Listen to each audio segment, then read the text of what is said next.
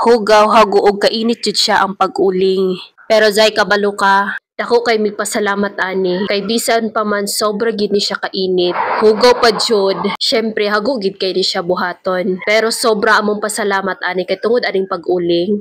Nakapaskwela mi zay. Syempre mao pud ni among source of income sugad pa sa una.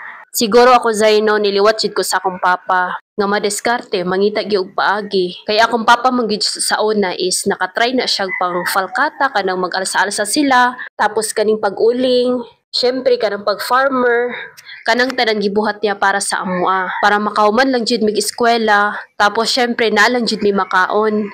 Muna ako zay wala jud ko gahonong ga-pray always og nagapasalamat sa Ginoo. Syempre og i-guide mi para magbalampuson mi sa among mga pangandoy.